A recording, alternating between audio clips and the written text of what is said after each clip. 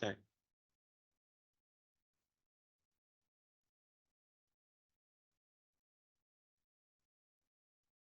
Takže dobrý den, vítáme vás na webináři Euroguidance. A já se jmenuji Petr Chaluš, a jsem z Národního pedagogického institutu. Možná už jsme se potkali někde. A předávám tedy slovo dalším, aby se představili, Alice a lektorky, jestli byste se nám představili stručně. Děkuju. Dobrý den, tak já si teď beru slovo a pustím prezentaci. Vidíte? Je vidět prezentace? Ano, je vidět.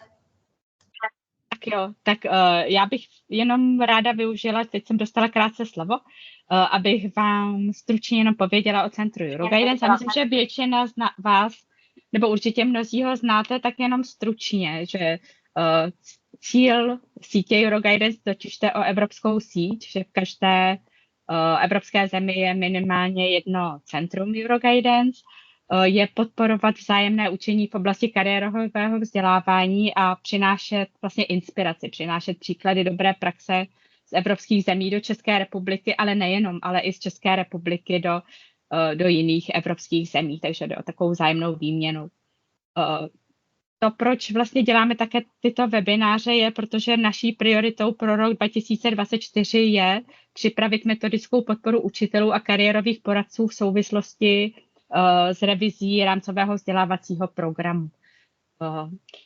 Ta metodická podpora vlastně znamená propojit se zdrojem a poskytnout materiály, aktivity tak, aby byly použitelné ve školách pro práci se třídou a propojit je s těmi výstupy tak, jak jsou v tom nově navrhovaném rámcovém vzdělávacím programu, což vám vlastně dneska taky představíme. Prezentaci tady vám jsem chtěla ukázat termíny a témata dalších webinářů, které budou probíhat v průběhu celého roku. Prezentaci dostanete, takže si to nemusíte zapisovat, jenom abyste věděli, jak vlastně budou ty webináře pokryté. Snažíme se tak, aby přibližně každý měsíc byl jeden webinář na jedno téma z oblasti kariérového vzdělávání. Čím vás Centrum Euroguidance může podpořit i dále, teď jsem z toho tak namátkou vybrala, těch aktivit je hodně, ale namátkou jsou to vzdělávací příležitosti, které přinášíme a na našich webových stránkách najdete odkazy na semináře, na konference, najdete tam časopis a vlastně teď nejbližší, není to nejbližší, ale vlastně jeden z takových ústředních zahraničních seminářů se jmenuje Cross-Border, bude se konat 24. a 26. září v Bělehradě a určitě vám pošleme informaci, až bude možnost se na tento seminář přihlašovat. Tradičně se vždycky každý rok několik kariérových poradců zúčastní. Vlastně nejbližší aktivita, taková stěžejní naše průřezová aktivita je soutěž Národní cena kariérového poradenství. S tím jste se možná už taky mnozí setkali, ale proč to zdůrazňuji na tomto webináři, také protože i v rámci této soutěže se chceme zaměřit primárně, nebo jednou z našich priorit je zaměřit se na kariérové vzdělávání a poradenství ve škole, takže bych vás chtěla taky vyzvat, abyste, až ta výzva teď v průběhu května bude na webu, abyste se na to podívali a zvážili své možnosti a přihlásili se do soutěže. Nejde tam jenom o výhru, jde taky o sdílení, protože všechny příspěvky, všichni, kteří se přihlásíte a svůj příspěvek podáte, tak bude sdílený ve sborníku, na konferenci a můžete vyhrát zajímavé ceny. Poslední, na co vás chci upozornit, a to je vlastně akce taková nejbližší, je možnost studijních návštěv, které Euroguidance pravidelně pořádá a teď 23. května 2023 vlastně bude výjezd na Slovensko do Banské Bystrice, kde kromě studijních návštěv do organizací se můžete zúčastnit výroční konference Slovenského sdružení pro kariérové poradenství a kariérový rozvoj. Mají 10. výročí a je připraven zajímavý program. Já přestanu teďka sdílet prezentaci. že to bylo dosti krátké a ještě bych vám chtěla jenom nasdílet vteřinku, ukázat tedy program té konference, na kterou se můžete díky studijním návštěvám přihlásit a vlastně Euroguidance má možnost vyslat několik lidí, kteří to budou mít zdarma, takže se můžete podívat. Tady jsem chtěla. Mi nedaří dostat se k programu. To jsem vám chtěla nasdílet program, ale nepodařilo se mi to, nevadí. Dostanete to po webináři, dostanete prezentaci i s nasdílenými informacemi. Takže to je za mě asi všechno a ráda bych předala slovo kolegyni Andreji Čirke, která má velké zkušenosti, určitě se vám sama představí, nechci představovat za ní, ale s kariérovým vzděláváním na školách obecně a určitě hodně i na prvním stupni. Takže tímto předávám slovo kolegyni Andreje a jenom připomínám, můžete psát v průběhu prezentace svoje dotazy do chatu a budeme se chystat připravovat odpovědi. Po skončení potom se můžete i přihlásit s dotazy. Andro, máš slovo. Děkuju. Děkuju, Alice. Taky přeji dobrý den všem zúčastněným. Tady jsem viděla, když jsme čekali na začátku, že jsou tady i známé tváře, respektive jména. Tak, ale určitě zdravím všechny a děkuji za příležitost, že tady dneska mohu být a představit vám, respektive zmíním se o 3 zdrojích, které jsou volně dostupné na webu a týkají se kariérového vzdělávání v rámci toho souhrnného názvu Volné zdroje v oblasti kariérového vzdělávání a poradenství a více do detailu bych se zaměřila na jeden zdroj z toho, kde právě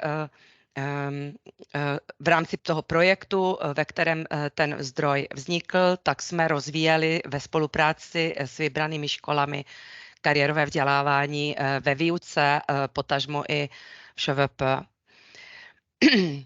Jinak jsem tady za neziskovou organizaci Kim Chim Beat.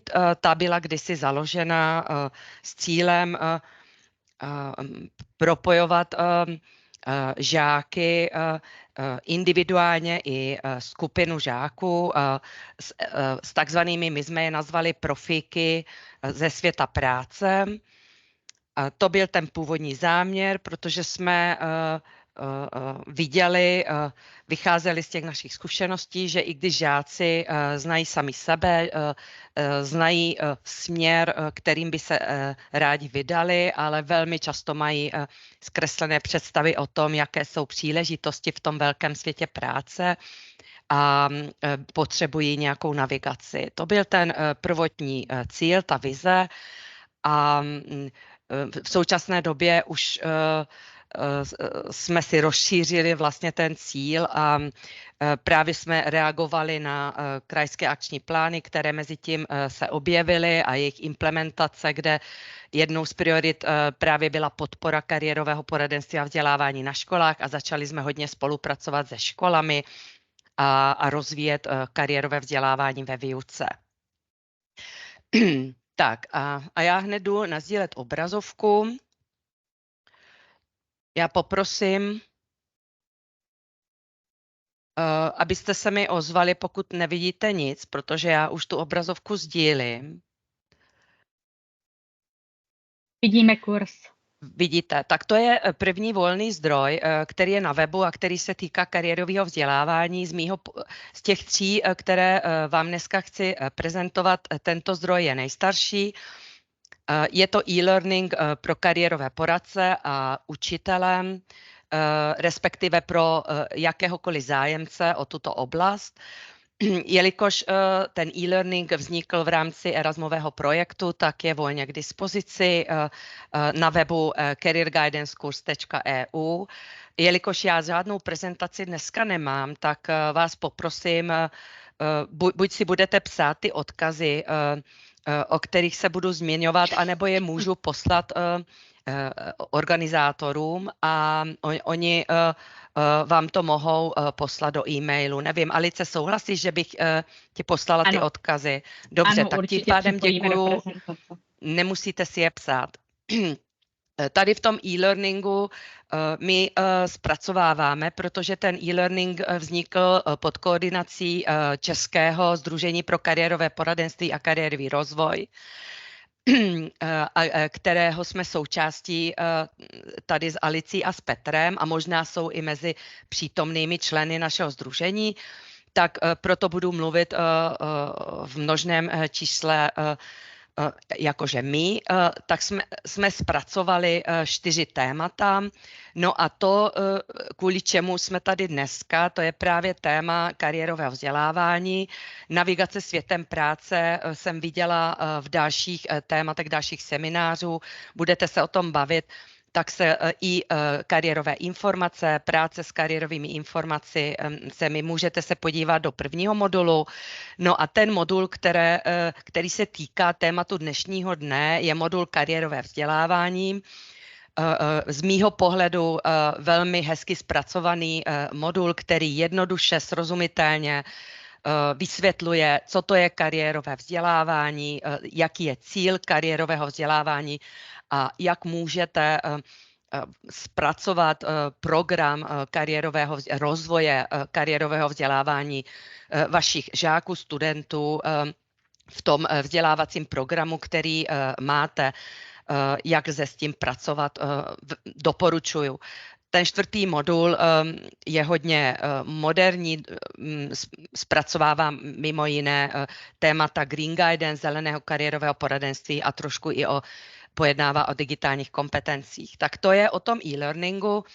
Nechci dál zdržovat, tak půjdu dál k tomu druhému zdroji, který už vznikl v dílně té neziskové organizace Kým čím být, za kterou jsem zde teď.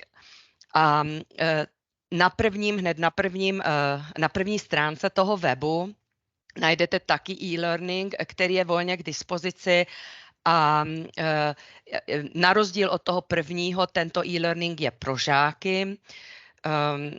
pro žáky.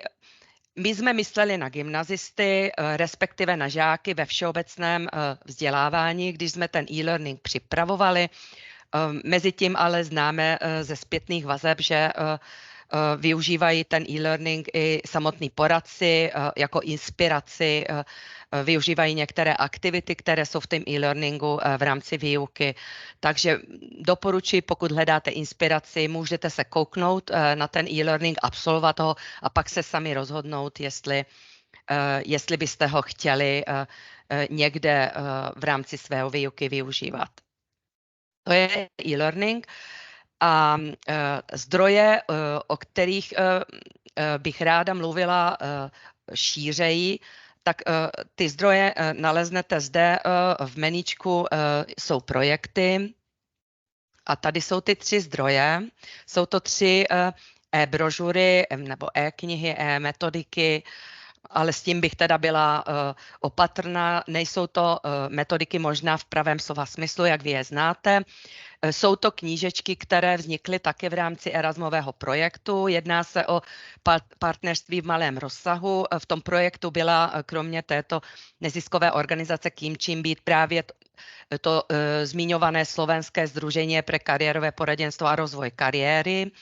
A cílem toho projektu bylo rozvíjet kariérové vzdělávání, neboli, jak říkají na Slovensku, kariérovou výchovu na 5 školách. 3 školy byly z České republiky a 2 školy ze Slovenska. A jaké to byly školy? Má to význam, protože v názvu dnešní akce je na 1. stupni. Rozvoj kariérového vzdělávání na 1. stupni. Tak zde na těch českých školách jsme pracovali na všech 3 školách na 1. stupni. Jedna škola byla 9letá, ale paní učitelky pracovaly v rámci projektu i se žáky na 1. stupni a 2 školy byly málotřídky, takže jsme pracovali jenom na tom prvním stupni se žáky. Navíc jedna málotřídka má i mateřskou školu, takže jsme pracovali i s dětmi v mateřské škole. Máme 3 výstupy z toho projektu, jenom v krátkosti, předtím, než vám ukážu některé stránky, některé body z obsahu. Tak obecně ta první knížka je obecně o kariérovém vzdělávání.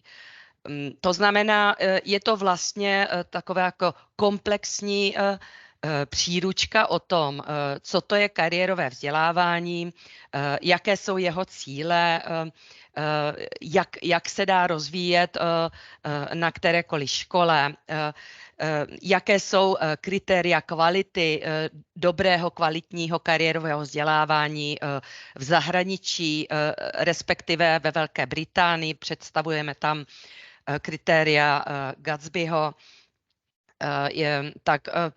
Takže je to vlastně obecně takový jako obecný úvod do toho tématu, abyste věděli, co to je kariérové vzdělávání podle nás, v čem se liší od kariérového poradenství a jak se s tím dá pracovat. Jsou tam dokonce rozepsané i výstupy, ke kterým můžeme směřovat v rámci naší práce se žáky v mateřských školách na prvním stupni a na druhém stupni. Protože, jak vidíte, ten projekt Pracovat se základními školami, tak tam vlastně nebyly přítomny, nespolupracovaly střední školy. I když si myslím, že pokud jste tady ze středních škol, tak jsou pro vás ty brožurky, zejména ta první a druhá, prospěšné úplně stejně jak pro základní školy. Ta druhá brožura, ta už popisuje vlastně tu práci, která probíhala během 2 let s těmi školami. Je napsaná takovou jako deníkovou formou od začátku do konce, jak jsme začali, proč do toho školy vstupovali, jakou měli motivaci, co jsme s nimi dělali jako první krok, druhý krok, fakt jako hezky po krocích rozepsaná práce, jak jsme došli až k té samotné práci se žáky, jaké aktivity jsme s nimi dělali a pak jako končíme právě s evaluací té práce, co bychom mohli dělat příště, pokud bychom v tom pokračovali jinak, takže kde vidíme ten prostor pro rozvoj. Je tam spousta hodnocení a reflexí těch učitelů, kteří byli přítomni v projektových týmech na jednotlivých školách, kdy jsme se je ptali a odpovídali na otázky konkrétní, anebo jenom sami vlastně reflektovali tu práci s těmi žáky. No a ta třetí brožurka, ta je vyloženě ta kuchařka, ten sborník příkladů těch aktivit, které ty školy realizovaly s těmi žáky. Nejsou tam všechny aktivity, ty školy dostaly za úkol vybrat 2-3 aktivity a rozpracovat každou tu aktivitu do metodického listu. Já vám hned ukážu, jak to vypadá. Pokud jsou tam přílohy, pracovní listy, tak to tam taky přidali. Takže vlastně jako ta třetí brožurka je inspirativní i ve smyslu, že si můžete stáhnout, vytisknout ten metodický list, případně když je k tomu pracovní list a můžete začít pracovat se svými žáky. Pokud teda je nechcete nějak třeba upravit, protože záleží i na tom, co už děláte na té škole. Nevymysleli jsme nic nového a myslíme si, že vlastně už ani nic nového pod sluncem není. My jsme vlastně navázali na to i na těch školách, co už mají, protože mají a dělají spousty zajímavých aktivit v rámci toho kariérového vzdělávání, jenom velmi často nevědí o tom, že vlastně to, co dělají, to už patří do toho tématu kariérového vzdělávání. Tak, tolik obecně o těch brožurkách. A teď bych vlastně začala s tím, jak jsme pracovali. Mezitím koukám na čas. Na jako v polovině. Ano, děkuju. Naši práce hodně poznamenalo teda období, ve kterém jsme ten projekt realizovali. Bylo to během covidu a museli jsme se hodně přizpůsobovat v práci s učiteli i se žáky. Dokonce nám 2 školy, které byly od začátku s námi v projektu, vypadly, zrušili tu spolupráci v důsledku covidu a museli jsme najít 2 nové školy. Takže bylo to docela namáhavé pro ty školy i pro nás, ale přesto si myslím, že ty výstupy stojí za to. Určitě jsou kvalitní a hodnotné minimálně pro prolistování. Na začátku, co jsme dělali, otevírám tu druhou brožurku. Ohledně jazyka, možná jste si všimli, je tam slovenština, je to československý projekt. My jsme se rozhodli se slovenským projektovým týmem, že si pořád rozumíme a není potřeba ty jazyky překládat. Takže jsme se domluvili, že první brožurka bude slovensky, druhá brožurka bude česky a třetí bude československy podle toho, která škola přispívá tou svojí aktivitou do brožury. Takže nejdřív jsme vlastně, aby učitelé na té škole, ten pedagogický sbor věděli, co je vlastně to kariérové vzdělávání, aby se toho nelekli, že zase zavádíme něco nového a že s tím bude spousta práce, tak jsme na každé škole udělali workshop pro pedagogy k tomu tématu, abychom vlastně je ujistili, uklidnili, že jedná se vlastně jenom o systematizaci toho, co mají a případně o nějaký skromný rozvoj a nikoli o zavádění něčeho úplně nového. Toho workshopu se měli původně účastnit všichni, celý pedagogický sbor. Právě v důsledku covidu nakonec tam byli zejména lidi, kteří pak s námi dále pracovali v projektu, ale byl to velmi dobrý první krok, protože na těch školách vlastně ten pojem kariérové vzdělávání bylo hodně neznámé. Tady vlastně to i píšeme, takže bylo fajn, že jsme si o tom povídali a taky o tom vlastně v rámci té spolupráce, co je čeká. Jako druhý krok jsme mapovali ten systém toho kariérového poradenství a vzdělávání na té škole, co vlastně aktuálně na těch školách už existovalo. K tomu mapování jsme vycházeli z nějakých inspirativních zdrojů na webu, které jsou dílem i naše zdroje. Takže bych vám ukázala, jak to udělat, abych mohla tady. Je na brněnském webu Vzdělávání všem existuje mapa kariérového poradenství, autoevaluační nástroj pro školy, který vlastně vám pomůže, pokud si myslíte, že taky byste rádi začali vlastně s tím, že byste chtěli zmapovat, co všechno už na škole děláte, o čem třeba ani nevíte, protože to dělají jiní učitelé, tak můžete využívat tento nástroj, který kromě toho, že moc hezky nastíňuje vlastně ten systém, jak to vypadá graficky, tak velmi návodně pomocí tvrzení, co všechno je v jednotlivých oblastech na škole, kde si můžete označit, jestli to máte dobře zavedené na škole, to znamená, dáváte tomu zelenou, vyžaduje to nějaký prostor pro rozvoj, dáváte tomu žlutou, anebo tam to vůbec nefunguje, neexistuje, ani jste o tom neslyšeli, takže červená barva, tak vás vlastně jako velmi návodně provede tím celým systémem kariérového poradenství a vzdělávání na škole. A na základě toho, k čemu tam dojdete, tak se můžete rozhodnout buď sami, anebo ve spolupráci s jinými, co byste tam chtěli zavést, rozvíjet. Ve spolupráci s jinými, tady bych se zastavila, rozvoj kariérového vzdělávání vyžaduje dvě věci. Jedna vyžaduje velkou podporu vedení školy. Bez té podpory si myslím, že je velmi těžké docílit té druhé důležité věci, a to je spolupráce. Spolupráce v rámci toho pedagogického týmu, občas i s nepedagogickými pracovníky, protože když vás podporuje vedení, tak máte vlastně za sebou ten vítr a můžete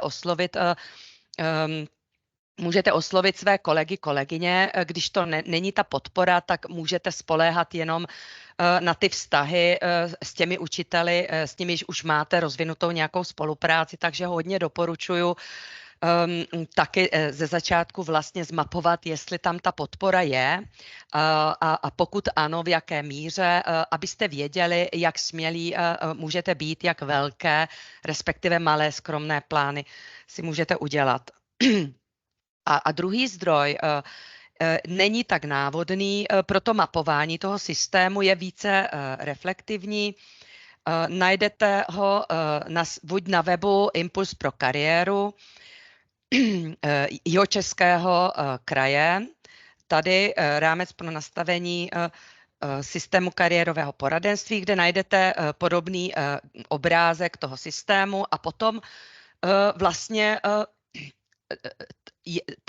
stejně tvrzení, jestli máte vizi jako škola, jestli máte cíle pro kariérové poradenství vytyčené a tak dále.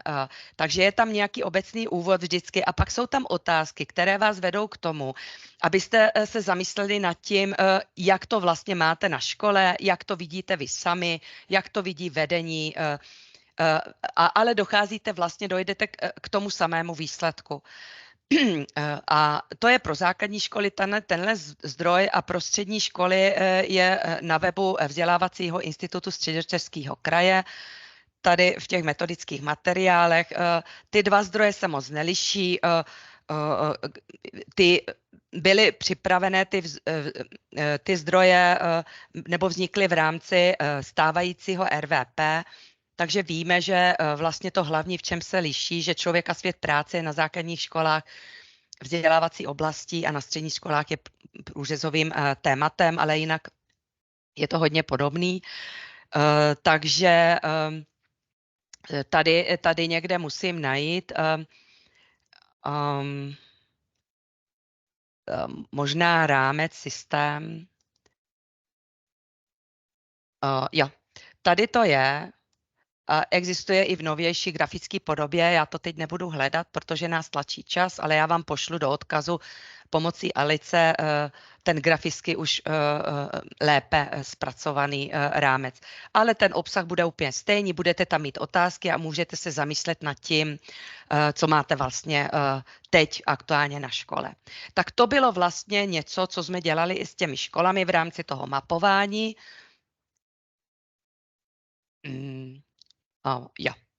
V rámci toho mapování toho systému a na základě toho jsme si vytyčili společně s tím týmem na škole, co by chtěli vlastně rozvíjet, jaký vzdělávací cíle a jaký rozvojový cíle by si chtěli dát vlastně pro svoji práci. Takže vznikl fakt jako velmi skromný plán. My jsme hodně jako nabádali ty školy i s ohledem na to, že byl covid, aby spíš jako chtěli málo a měli potom úspěch, než aby si dali velký cíle a pak bojovali s tím, jak je naplnit. My jsme do toho zatáhli i žáky, protože jsme vlastně chtěli vědět nejenom, jak vypadá ten systém toho kariérového vzdělávání na škole, ale chtěli jsme vědět ne na prvním stupni, ale na druhém stupni, jak vlastně vypadá teď ta míra kariérového rozvoje těch žáků. Takže jsme jim vytvořili dotazník, který najdete v této příručce potom jako příloha na konci. Dokonce jsme zaangažovali ty žáky, aby nám pomohli vlastně dofinalizovat ten dotazník, pak ho vyplnili a ten dotazník jsme jim dali na začátku. té práce a taky na konci a pak jsme to porovnali, jestli tam byl nějaký posun u těch žáků, jestli se nám povedlo teda nějakou tu kariérovou kompetenci u nich rozvíjet. Takže to jsme pořád v začátcích a pak jsme hodně nabádali učitele. Bylo to dobrovolný, ale vedli jsme je k tomu, aby se snažili vlastně to, co budou dělat, zarámovat i s tím svým školním vzdělávacím programem. Takže aby si vybrali nějaký ten výstup v rámci ŠVP, v rámci toho předmětu, který učili na tom prvním stupni. Tady například vidíte, je to prvouka pro první ročník. Paní učitelka si vybrala výstup žákyně se seznamuje s citlivým a účelným využíváním přírody, ochranou přírody a péči o přírodu. A ten výstup se snažila rozepsat v kontextu toho kariérového vzdělávání. To znamená, snažila se upřesnit, jaké znalosti, dovednosti a postoje bude rozvíjet u toho žáka. My jsme k tomu říkali tak nějak vtipně, že dodala k tomu ten kariérový ocásek, který už teď v kontextu nového RVP, který se pro vás připravuje a je teď ve veřejné konzultaci, tak ten kariérový ocásek vy už tam budete mít a nebudete muset vymýšlet, ale my v rámci toho současného, který zatím platí, tak my jsme to tam přidávali. Takže v kontextu tady toho výstupu paní učitelka vymyslela, že chtěla, aby znal na konci aspoň 3 povolání a základní náplň činnosti, které se zabývají ochranou přírody, aby znali 3 organizace, které to zaštiťují, aby něco uměli popsat, vyjmenovat, o něčem mluvit a jaký postoje u nich chtěli podporovat. Takže takhle vlastně ty učitelé zakomponovali to, co chtěli dělat do svého ŠVP. No a pak jsme se bavili o tom, pomocí teda jakých aktivit by chtěli rozvíjet tuto kompetenci u žáků. Takže si vybrali nakonec, i když se nedomluvili, ale vybrali si všichni učitelé na všech školách, že budou rozvíjet ty aktivity, komunikativní kompetenci žáků jako klíčovou kompetenci. Takže ty jejich aktivity vlastně vesměs byly orientovány na to, aby si ty žáci rozvíjeli svoji slovní zásobu a na některých školách spíš se zaměřili právě podle toho, jak dopadli žáci v tom úvodním dotazníku, tak někde se zaměřili spíš na rozvoj písemné komunikace a někde spíš na rozvoj ústní komunikace. Ale všechny školy byly, nebo téměř všechny, u rozvoje klíčové kompetence komunikativní. To byla ta práce, začali potom plánu pracovat, byli neustále s námi v kontaktu, my jsme se o tom bavili, no a na konci vyhodnotili tu práci pomocí právě toho dotazníku, když ty žáci zase vyplnili ten samý dotazník, taky se s nimi bavili na těch hodinách, takže žáci měli možnost i zkoušet sebereflexi formou v rámci diskuze. A někde na některých školách pracovali i s portfoliem na prvním stupni. Tady vidíte reflexi paní učitelky, která přemýšlela už o tom, že by chtěla zavést něco jako portfolio s těmi žáky v rámci vlastně zavádění formativního hodnocení. Takže jsme vymysleli, že by bylo fajn vlastně spojit zavádění formativního hodnocení s tím rozvojem té kariérové podpory. Takže paní učitelka potom vytvořila, a to vám ukážu tady v tom sborníku, vytvořila... A já jenom, jak jsme se dohadovali, blíží se konec času. Vidím 2 minuty, ano. 2 minuty. I když teda jsem trošku začala později, ale rozumím tomu. Abych našla... Jo, tady je sebereflexe. Takže paní učitelka, to jsou ty metodické listy, vidíte, jak hezky rozpracované. A vytvořila takové listy do portfolia, vždycky za každý týden. Otázky byly pro češtinu, matiku a prvouku a vždycky nakonec každého toho listu přidala 2 otázky, které mířily právě na rozvoj některých měkkých kompetencí, které jsou i součástí právě té kariérové podpory. Takže takhle jako vlastně jako vedla ty žáky i k tomu, aby se učili ty sebereflexe a na základě toho vlastně se bavit o tom, co ještě potřebují rozvíjet. Takže řekla bych, zabila 2 mouchy jednou ranou, protože zkoušela zavést formativní hodnocení a zároveň teda vedla ty děti k ty sebereflexi, což je vlastně alfa a omega kariérové podpory. Já bych řekla, pokud ty děti naučíte reflektovat sami sebe, své zkušenosti na tom prvním stupni, aby uměli o sobě, o svých silných stránkách, o tom, o čem přemýšlejí, co chtějí přemýšlet, tak vlastně z poloviny minimálně máte hotovou kvalitní kariérovou výchovu neboli kariérové vzdělávání. Takže tak. Co ještě bych vám ukázala, jelikož mám jenom 1 minutu. Asi nic. Okay. Já si myslím, že já jsem si tady napsala spoustu věcí, co bych vám ráda ukázala, ale spíš se vrátím do Teamsu a počkám si na vaše otázky.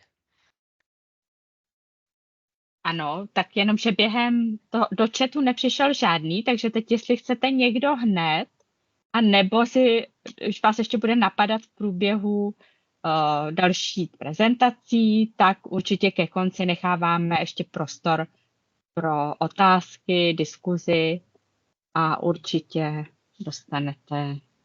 Tak tady zajímavé odkazy, určitě je prostuduji.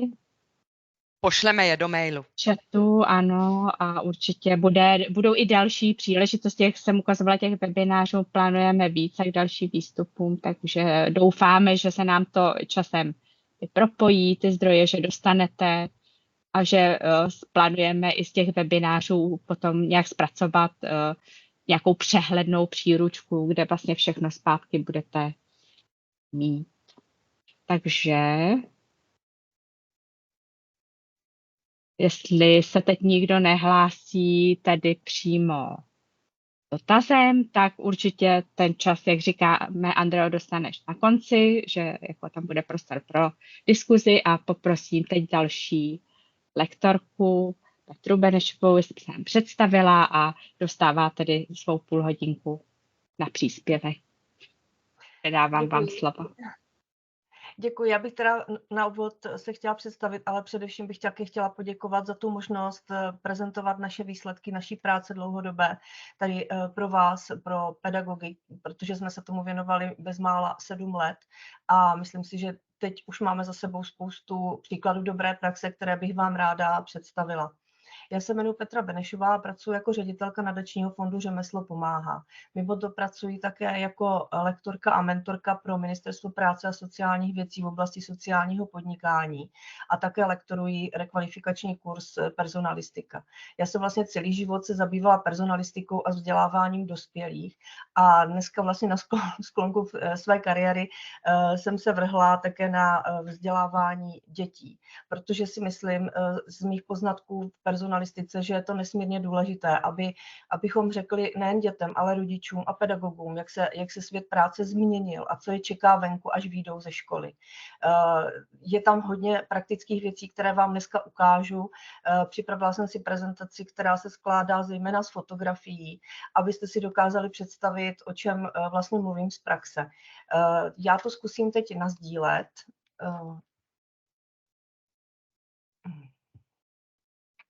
Tak. Až to tam bude, jenom mě potvrďte, prosím, jestli to vidíte. Je vidět? Ano, vidíme, ano.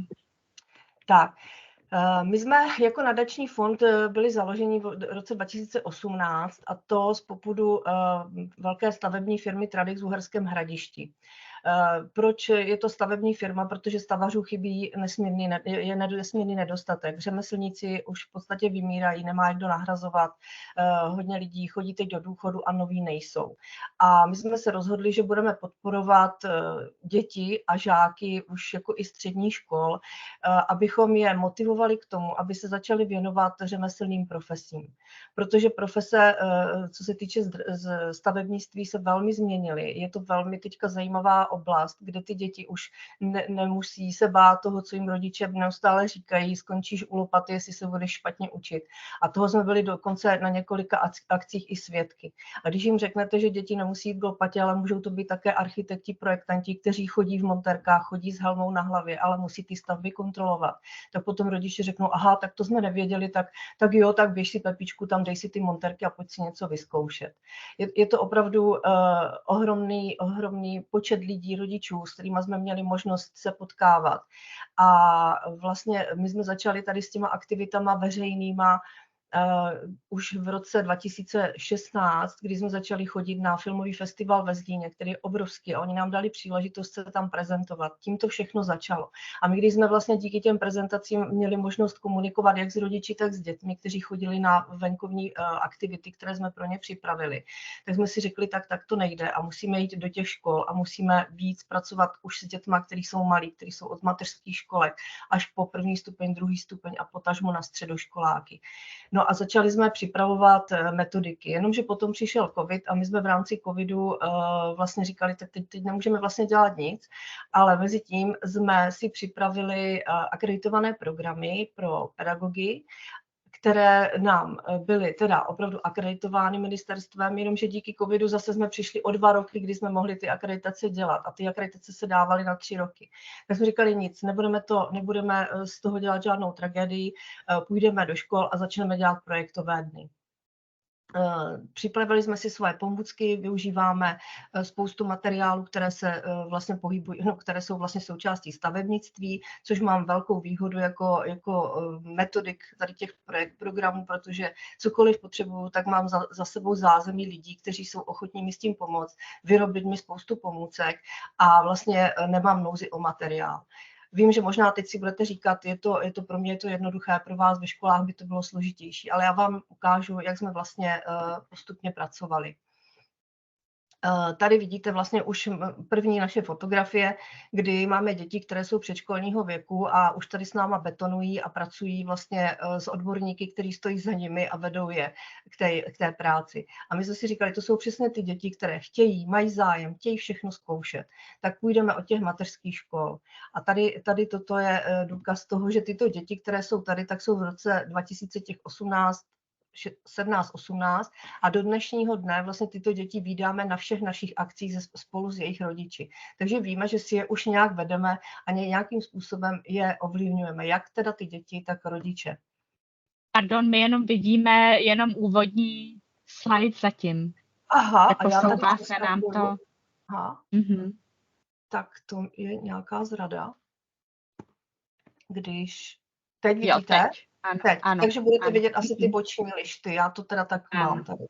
Tak já vám skočím na ten obrázek s těmi dětmi, tak jenom abyste viděli, o čem jsem mluvila. Tak. A naše strategie vlastně byla v tom, že půjdeme zážitkovou cestou, ale chceme do toho vtáhnout rodiče. A jak? Víme taky z těch našich eventů, z těch zkušeností, že rodiče přijdou s dětma na akci a řeknou, tady to máte děcka, běžte si hrát a my si tady jdeme na kafíčko. To jsme nechtěli, jsme říkali, takhle to nebude. Takže vždycky, když přišli ty rodiče k nám, tak jsme říkali, pojďte, tatínku, maminko, pojďte si to vyzkoušet s dětma, protože děti vám v tom pomůžou, i když to nebudete vědět. Jo? A teď jsme vlastně takhle vtahovali ty rodiče do té hry a můžu potvrdit, že nakonec byl problém ty rodiče dostat z té naší akce, protože je ta aktivita tak vtáhla, že vůbec nesledovali čas a přišli teda děti, říkají, už je pozdě, už pojďme domů, jako ty tatínci si tam vytvářeli s maminkama různé aktivity. A to se nám zdalo jako dobrá cesta. Samozřejmě čerpáme ze zkušeností od odborníků, spolupracujeme s nimi.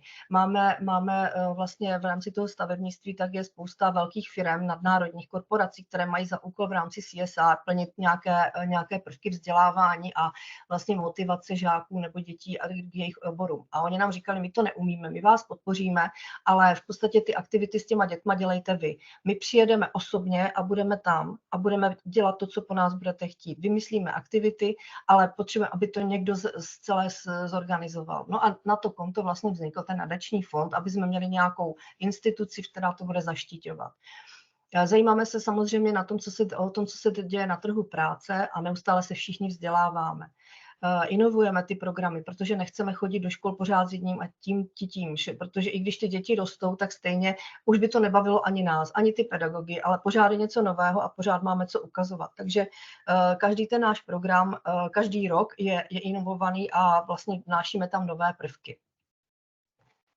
Když jsme vlastně přišli o ty akreditace díky tomu covidu, že vlastně jsme nemohli je realizovat směrem k pedagogům, tak jsme si řekli teda, že půjdeme do projektových dnů ve školách. Pro nás to byla úplná novinka, takže jsme si pozvali kolegy pedagogy, které máme kamarády a ti nám vysvětlili, o co jde, jak se to vlastně dělá, co se s tím všechno dá udělat. No a my jsme se tím začali teda zabývat a zjistili jsme, že to není až taková hrůza. No a připravili jsme ve spolupráci právě s těmi pedagogy, kteří nás nějak metodicky vedli, protože nikdo z nás nebyl v tu dobu pedagog, tak jsme si říkali, že každá rada dobrá a spojili jsme to vlastně s těma profesema, spojili jsme to s profíkama z praxe. Tady už vidíte, ono to možná nebudete úplně vidět, ty fotky z akcí, protože je to malinké, ale já přeskočím kousíček dál, kde už vidíte větší fotky. A tady už jsou vlastně první výstupy z těch našich projektových dnů. Samozřejmě projektový den je to 4hodinová záležitost, takže my jsme museli ten projekt připravit velmi dobře, abychom s ním uspěli.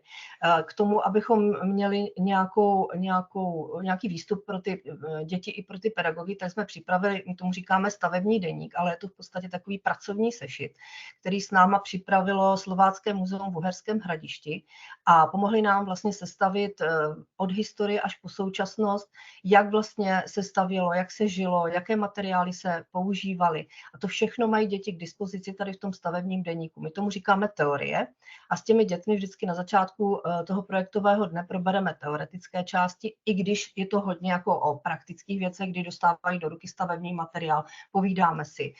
Máme spoustu fotografií, které necháváme mezi dětma kolovat, mají nějaké kvízy mezi tím, čtou v projektových dokumentacích. Takže tomu my říkáme teorie. A potom dostávají, vlastně rozdělujeme ty děti do skupinek, kdy každá z těch skupinek si připraví jednu část, že budují město. A jedna má sídliště, druhá má centrum města a třetí má relaxační zóny. Proč ve skupinkách? Protože jsme říkali, že i vlastně v jakékoliv profesi, tak ty děti budou muset mezi sebou komunikovat, musí se dohodnout, musí spolupracovat. A ta komunikace dneska mezi dětma mnohdy vázne, prostě díky mobilům ztrácí už jako i slovní zásobu, tak jsme si říkali, že toto bude dobrá cesta, jak ty děti k sobě zase zpátky dostat, jak je vtáhnout do té hry a jakým způsobem vlastně naučit, jak to funguje v životě, jak to funguje v práci. Že nikdo není jednotlivec a nikdo nemůže prostě si říct, já to udělám takhle a ostatní mě nezajímáte. No a vlastně my se taky rozdělíme do skupinek a jsme jako metodici, kteří přijdeme, nebo vlastně takový mentoři, kteří s těma dětma pracujeme v té skupině a domlouváme se na tom postupu, nebo respektive sledujeme, jak ty děti mezi sebou komunikují a navádíme je k tomu, jak by měli třeba řešit nějaké problémy, protože jsou věci, které třeba s kterými si neví rady. Na závěr vlastně toho projektového dne potom ty skupinky mezi sebou si odprezentují to, co vytvořili, s čím pracovali, proč to tak udělali. A vždycky mají nějakého lídra, který to odkomunikuje, nebo se mezi sebou domluví a mluví třeba 3-4 děti, které mají zájem a chtějí vlastně projevit tu účast tady na té prezentaci. Je to o tom, že vlastně my jsme se setkali s realitou a chceme, aby ty děti se setkaly s realitou. A když vlastně sestavujeme to město, tak my v rámci toho kariérového poradenství, které teď jsem o něm nemluvila, ale vlastně je to tam skryté, tak se snažíme, abychom se nezabývali jenom stavařinou, protože to je málo. Tak ten koncept té stavby toho města je založený na tom, že ty děti vlastně jsou od investora, nebo respektive od urbanisty a přes investora, projektanta, architekta, marketérku, personalistku, až po tu paní, která pracuje třeba někde v jídelně, v bufetu, chystá prostě jídlo řemeslníkům. Tak všechny ty profese my tam máme provázané. A když se to město staví, tak vlastně děti, když dělají třeba centrum města, tak tam staví různé instituce. Na sídlišti jsou instituce. A my se bavíme o tom, kdo v těch institucích pracuje. Protože vlastně musíme v rámci urbanistické studie vytvořit i pracovní místa pro ty lidi, kteří tam budou bydlet v tom městě. A vlastně každá ta profese, ať je to prodavačka, učitel, pošťák, třeba já nevím, i dopravce nějaký, nebo pracovník na benzínce, tak všechno ty děti vlastně nějakým způsobem konsolidují do sebe, když připravují to město, protože oni dostanou od nás spoustu pomůcek, na které taky dojde, to vám tady ukážu taky, tady jenom ještě jsou obrázky. A vlastně díky těm pomůckám oni mají takový trošičku návod, jo, že nemusí úplně všechno vymýšlet, ale my spolu vlastně vytváříme takovou koncepci. Jak jsem se zmínila, je teoretická část, praktická část a teď jsme u těch didaktických pomůcek, to je vlastně tady k té metodice ještě. A já to tady jenom s dovolením trošku přeskáču, já se k tomu vrátím. Tady vidíte právě ty děti, které mají ten pracovní sešit, takže to je jedna z těch prvních pomůcek, kdy vlastně my s nimi ten pracovní sešit procházíme. A tady vidíte děti, které jsou od 2. třídy až, myslím, po 7. Protože my mnohdy, když jedeme do školy, tak vlastně jsme od 1. třídy až po 9. Chodíme tam vlastně do všech těch tříd, ale my se vždycky přizpůsobujeme mentalitě a dovednostem těch dětí, abychom přizpůsobili tu činnost. Tady jsou další ještě ukázky, ale chci tady skočit k těm didaktickým vlastně pomůckám, které máme. Takže jak tady vidíte, tak je tady nahoře vlastně jsou tady různé názvy institucí nebo budov, které ty děti tvoří. Od nákupního centra, parkoviště, hasiči, nádraží. To oni mají nastříhané takové kartičky, s kterými oni potom pracují a říkají si, může tohle být v centru města, nebo nemělo by to být spíš někde na sídlišti, nemělo by to být v relaxační zóně. A i takhle uvažují. Oni všichni dostanou stejné sety, ale musí vytřídit to, co se hodí do té lokality, kterou právě staví. A aby to nebylo málo, tak vlastně my jim ještě, než začnou, tak jim dáme jejich pracovní pozice. Oni si to vytáhnou jak do klobouku, tak si vytáhnou svoji profesi. A je to, jak jsem popisovala, je toho od toho investora až po tu paní, která dělá v tom bufetu. A každý si dá tu ceduličku na tričko a vlastně ví, kdo je kdo a postaví si takovou malou firmičku a teďka vlastně mezi sebou oni se dohadují, jo? Kdo je projektant, co vlastně ten projektant dělá, kdo je to investor, kdo je to tesař, jaký je rozdíl mezi tesařem a truhlářem. A potom vlastně v tom týmu jakoby v těch profesích pracují. Jo, jenom tak to jsem jenom vám chtěla ukázat teď, proto jsem to trošičku přeskákala. Tady ještě vidíte další pomůcky, které máme, některé jsou vyňaty z toho sešitu pracovního, potom máme i své, my tomu říkáme Tradixo neboli Pexeso, kde máme spoustu, to je takový tady ty čtverečky malinký, je tam spoustu věcí, které se týkají stavebnictví a stavby domů, takže děti mají třeba i rozšiřujeme s nimi slovní zásobu, aby věděli, co je co, když to někde uvidí, tak aby to dokázali i správně pojmenovat. Takže vrátím se ještě tady zpátky, protože tady je takový zajímavý jeden obrázek, nevím, jestli jej dobře vidíte vpravo, kdy je tam spousta chlapců s červenýma čepicema a oni staví město. To byl úplně náš první takový projektový den, který jsme ani neplánovali, že přišli děti z příměstského tábora k nám do skladu a říkali, že by chtěli si udělat u nás nějaký projektový den na půl dne. Tak jsme vymysleli, že si zkusí z nějakých odpadů, které jsme tam měli, to máme dokonce z automotivu nějaké světýlka, tak si z toho postaví to město. A tady ty kluci si opravdu udělali firmu.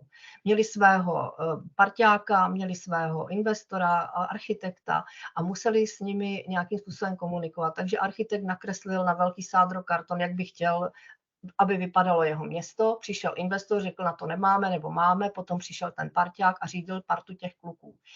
A my jsme na konci potom udělali takové video z toho, protože závěr byl ten, že když ta firma vlastně dokončila tu práci, tak ji předávala tomu investorovi a tomu architektovi. Oni si to od těch profesí nebo těch řemeslných profesí přebírali a zhodnotili tu práci a potom přišel ten parťák a my jsme mu řekli, musíš teď všichni odměnit, protože za každou práci všichni musí dostat výplatu. No a teď ti kluci si prostě dávali tu výplatu, nebo v podstatě dostávali od nás takové malé dárečky, ale rozdávali jim to ten parťák za to, že spolu hezky spolupracovali. A to bylo na tom to nejkrásnější, jsme si říkali, že opravdu ten kluk to udělal velmi spravedlivě, dokázal každému poděkovat a každému řekl, co se mu na jeho práci líbilo. Vůbec ty kluci, když k nám přišli, nevěděli, že to takhle bude probíhat, nebyli na to nachystaní. Celá ta aktivita proběhla úplně spontánně a toto nás velmi inspirovalo k tomu, že ta cesta za těma dětma jít je moc dobrá, protože i my se hodně učíme od dětí. A to je to, co prostě potřebujeme, aby fungovalo napříč těma profesema, nejenom teda ve stavebnictví.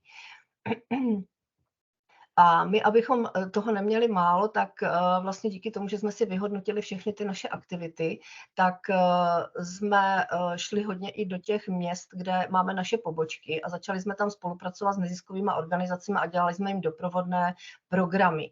A v rámci těch doprovodných programů si nás začali všímat další lidi, kteří říkali, my bychom chtěli taky něco takového udělat, ale my na to nemáme, pojďte nám s tím pomoct. Takže potom jsme se vlastně vrhli nejenom na stavebnictví, ale dělali jsme i farmu, dělali jsme teďka máme takové projekty, kdy děláme řemesla a tradice, kde bereme lidová řemesla, klasická řemesla, potom bereme i ty stavební samozřejmě a nemáme tam jenom řemesla, ale máme tam i profese typu zdravotník, potom jsou tam fotografové, třeba kosmetičky, služby, jako všeobecně. Takže dáváme to už všechno dohromady a vlastně se to neustále rozšiřuje. Rok co rok rozšiřujeme to portfolio těch pracovních profesí, aby si ty děcka zkusili s profesionálema a vlastně s materiály, které jsou reálné, aby si to vyzkoušeli, vlastně, když to vlastně v tom životě si na to nemůžou normálně šáhnout. Tady ještě vidíte ty naše zjištění, vlastně, které jsme získali díky spoustě těch aktivit, které jsme realizovali, protože těch projektových dnů jsme udělali téměř 100 a dělali jsme to vlastně během rok a půl. Potom, co se týče těch eventových záležitostí, tak to jsou opravdu jako stovky, které máme za sebou za těch 7 let. Zjistili jsme vlastně, jak jsou na tom vědomostně ty děti, jaké mají vlastně praktické dovednosti, jak jsou na tom s kreativitou, s originalitou, jaké mají komunikační dovednosti, prezentační, časové dotace, co jsou schopni zvládnout v jakém čase. A hlavně je učíme taky uklízet, protože když každý projektový den končí, tak je potřeba, aby si všichni po sobě uklidili. Tak, jak to je na té stavbě, tak, jak je to v životě, tak, jak je to v každé profesi. A zejména ve stavebnictví ten úklid ten je hodně důležitý a je fajn vždycky vidět ty děti, když je trošku i naučíme třeba, že po sobě musí něco umít, protože mnoho z nich to ani nedokáže, ani neví, co po nich vlastně chceme, když má třeba zamést nebo umít nějaké misky, s kterými pracovali. Jo, takže to k tomu patří taky a myslím si, že bez toho ten projektový den vždycky prostě bez toho nikdy neukončíme, protože to je výsledek a potom teprve hodnotíme celou tu práci. Já jenom, vlastně, jak jsme se dohodli 10 minut, no, jo? Tak já tady skočím kousček dál. Tak a my jsme vlastně, jak jsem vám říkala, že připravujeme vlastně jednotlivé ty aktivity, já budu teda skákat, jenom vám spíš ukážu ty obrázky, tak se spojujeme i s různými dalšími... Vy jste ještě nahoře? Pardon? Vy jste ještě nahoře? Ne, nebudu vysávat. Jo, prosím. Já si pokusím vypnout ten mikrofon, tak jenom jestli můžete chvilku počkat. Slyšel jsem ještě jednou? A já paní Beneška, mikrofon. Já vám zatím přečtu jeden dotaz, který tady je, jo? Ano. Jenomže se tady ptá kolegyně Martina Němcová, že by se ráda zeptala, zda a jak máte v projektu podchycenou prevenci genderových stereotypů, že jste mluvila o architektech a personalistkách, ale vedete děti i k tomu, že dívka může být architektka a chlapec například prodavač bufetu? Děkuji. Ano, to je přesně to, co děláme, že vlastně my nejenom, jako říkáme, my už boříme ty mýty, že vlastně nejsou jenom holčičí a klučičí profese, ale že vlastně všichni můžou dělat dneska už všechno. Dokonce teď jsme měli akci, kdy nám vlastně výrobci barev řekli, že teď se hodně holek hlásí na obor malíř. Já jsem se tomu divila, protože jsem to jako nikdy neslyšela. A oni říkají, že teď už jsou designové malířky, nebo obory designových malíř, které vlastně malířkou, ale potom dělají design s architekty a s bytovými designéry. A takhle my vlastně postupujeme, co se týče i těch architektů, že to není převážně jenom, nejsou to převážně muži, ale jsou to i bytoví architekti, že mají několik vlastně ještě odštěpných těch podprofesí, jo, kde není to jenom o té architektuře. Co se týče zedníků, elektrikářů, dneska už jsou holky, které se učí jako elektrikářky a říkají dokonce ve školách nebo i v praxi, že jsou velice pečlivé, že je to dokonce lepší než kluci, když to dělají, protože mají spoustu vymožeností technických, že to není všechno, že už jenom všechno musí tahat a odedřít si to fyzicky, ale že ta technika jde tak strašně rychle dopředu, že ty děti prostě jsou schopny to zvládat a vlastně jim to hodně blízké, protože s elektronikou a tady s těma věcma pracují od jak živa, od malička. Jo, že je to pro ně velmi, velmi zajímavá práce a to ty holky právě oceňují a když to vidíme i v té praxi, tak vidíme, že je to pravda.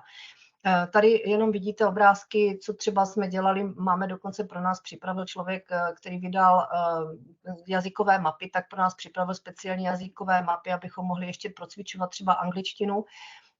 Spolupracujeme s dětskými domovy, tady jsou zrovna na obrázku, to je ten lektor a máme tam děti z dětských domovů a ty zapojíme do akcí hodně, protože spolupracujeme s 12 dětskými domovy, oni nám chodí děcka pomáhat na ty akce, zapojují se do činnosti, baví je to, díky tomu pochopili, proč se mají učit matematiku, proč se mají učit fyziku, jak to vlastně funguje, že bez toho se neobejdou.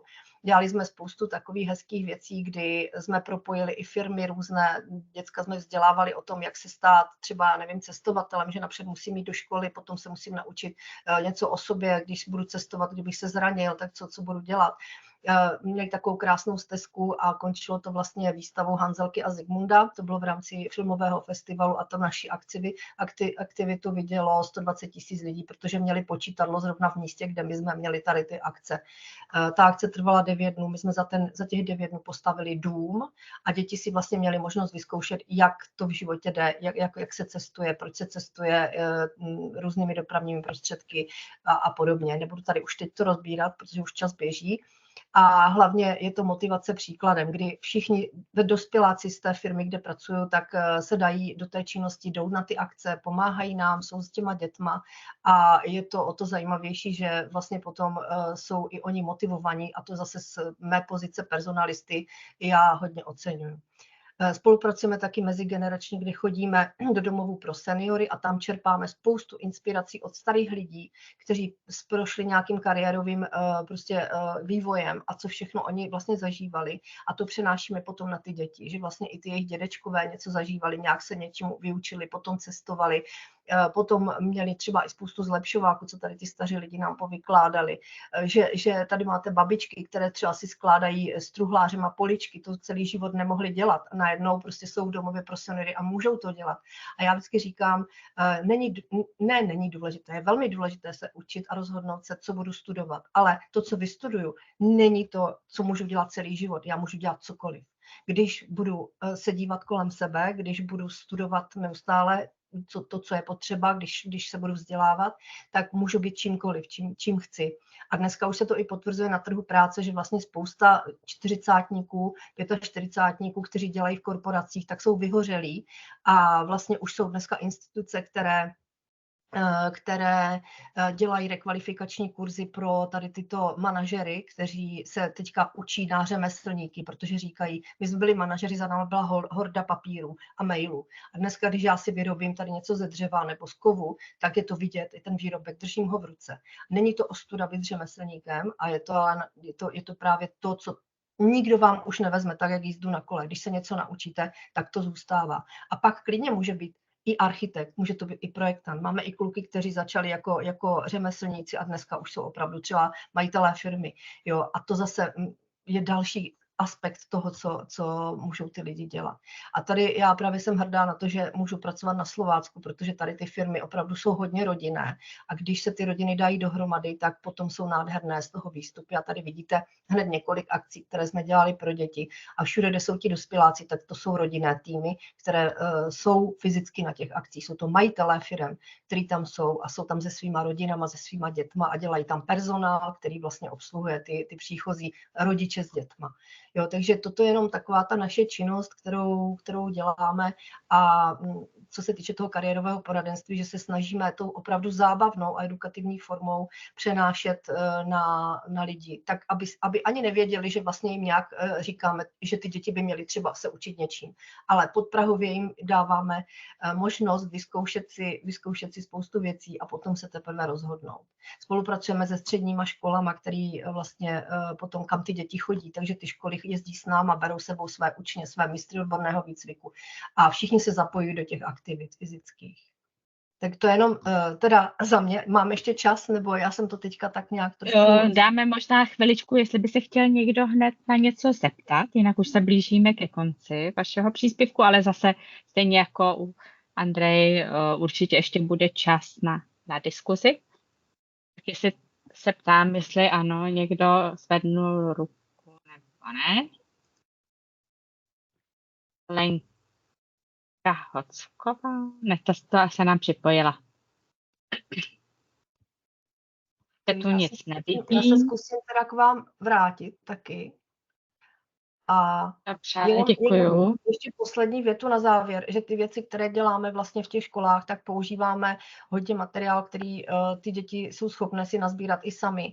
A všechno to, co s čím my pracujeme, tak se dá dělat úplně za strašně levné náklady i ve škole. Není tu na tom nic těžkého, když by bylo potom potřeba, tak jsme schopni připravit nějaké ty metodické naše pokyny a dát i k dispozici nějaké metodické materiály didaktické, tak kdyby bylo zájem. A Lenka Hocková se hlásila, tak jestli chcete, Lenko, se na něco zeptat. Mě to i stihlo vypadnout, tak se omlouvám. Mě by zajímalo, protože jsem mezi tím i koukala na tu vaši stránku na DACE.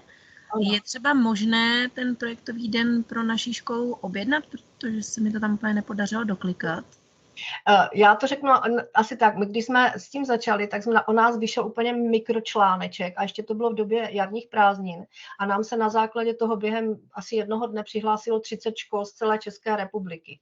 Bohužel my jsme teda jako 4 fyzičtí lidé, kteří toto děláme a působíme hlavně teda na Moravě. A já jsem potom dělala i dokonce takový webinář, kdy jsem paní učitelky sezvala takhle online a vysvětlila jsem jim tu metodiku, jak si to můžou udělat oni a jak do toho zakomponovat to kariérové poradenství. Takže i toto je cesta, kterou byste mohli jít.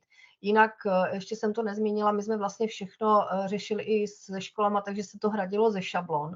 Takže jsme pomáhali paní učitelkám vždycky ještě sepsat ty šablony. Ale jako není to o tom, že já jsem tady o toho, abyste si dneska měli u nás něco objednávat. Spíš jsem vás chtěla navést na to, že v těch třídách je možnost dělat v rámci těch projektových dnů, které zaměříte třeba na stavbu toho města, tak probrat spoustu profesí, které s tím souvisí. Jo, a proto my jsme to povýšili ještě na ten urbanismus, který vlastně zaštiťuje celý náš život vlastně. Jo. Já se ještě zeptám tady v chatu, jednak v jakých krajích působíte a hlavně tedy, jak by bylo možné získat materiály, jestli byste mohli poskytnout materiály. Pokud bude zájem o materiály, budu ráda, když mě napíšete, osobně se potom telefonicky spojíme, já vám potom vysvětlím, co dostanete a jak s těmi materiály pracovat, nebo se může udělat potom i nějaký online, že bychom si řekli, jak vlastně to používáme my, abyste je mohli používat vy, pokud nejste z kraje, kde jsme my jsme Zlínský kraj. Zlínský kraj a jezdili jsme i do Severomoravského a jezdili jsme Olomoucký a Jihomoravský. Tak dobrá, děkuji moc oběma lektorkám, že nám tady představili dvě různé tady inspirace z různých oblastí, jedno z projektových dnů, jedno z práce ve školách kariérového vzdělávání a poprosím kolegu Petra Chaluše, aby vlastně teďka zkusil, tak jsme říkali, že bychom rádi to propojovali s tím rámcovým vzdělávacím programem, jestli teda by teďka představil. Je tu ještě, toto je velmi inspirativní a možná by to bylo i na jeden větší seminář a webinář k rozebrání do podrobnějších věcí. Určitě budeme dále pokračovat ve spolupráci s oběma lektorkami. Tak Petře, předávám ti slovo, jestli by si představil revizi rámcového vzdělávacího programu a myšlenek, které to sebou přináší. Ano, děkuju za slovo. Ještě teda se pokusím jednou zkontrolovat jestli se tady nerušíme mikrofonama navzájem, ale snad ne, snad je to v pořádku. Jo, tady ještě teda si dovolím stlumit účastníka, protože jsem slyšel nějaký hluk občas. Dobře, tak moc děkuji za slovo. Já se pokusím zapracovat do té prezentace už to, co padlo, udělat takové shrnutí a tím pak vykopnout tu závěrečnou diskuzi, na kterou se doufám všichni těšíte a máte nějaké otázky a inspirace, které s námi budete sdílet ještě, takže se na ní připravte a budeme moc rádi za tu diskuzi. Takže když vám teď ukážu vlastně připravovaný nebo zveřejněný dokument rámcového vzdělávacího programu, který je ve veřejné konzultaci, tak se zaměřím i na části, které jste tady už trochu slyšeli a zkusím tam najít nějakou vazbu, jak souvisí to, co už je vytvořené z minulosti. Je to zdarma dostupné, jak jste tady slyšeli, dotýká se to kariérového vzdělávání, tak s jakými výsledky učení by to mohlo souviset, jak by to mohlo se vlastně využít v tom novém RVP. Já pozdílím tady vlastně celou obrazovku svojí a ukážu vám, že můžete se se mnou dívat vlastně do toho systému. Akorát budu potřebovat teď vědět, jestli se mi to daří sdílet, myslím si, že jo. Že byste měli vidět vlastně systém, kde se dá prohlížet nové RVP. Doufám, že to všichni vidíte, když tak budete. Ano, vidíme. Jo. Je to snadno dohledatelné na stránkách Ministerstva školství, Národní pedagogický institut, kde pracujeme s Alicí, a jsou tu i další kolegové, kteří se dneska vám nepředstavili, ale jsou tu s námi na webináři. Tak vlastně má svoje stránky a jedna z nich se jmenuje revize.rvp.cz. Na této stránce vlastně lomeno veřejná konzultace najdete návrh revidovaného rámce vzdělávacího programu pro základní vzdělávání a najdete to na Google jednoduše, když zadáte kdekoliv vlastně veřejná konzultace rámcových vzdělávacích programů, tak je to na více stránkách ministerstva, na edu.cz a mnoha dalších stránkách. Takže neměl by být pro vás problém, my vám to i pošlem po webináři. Tento odkaz, já vám ho můžu hodit i do chatu, kdybyste si to chtěli sami procházet, tak možná budete mít pak víc dotazů.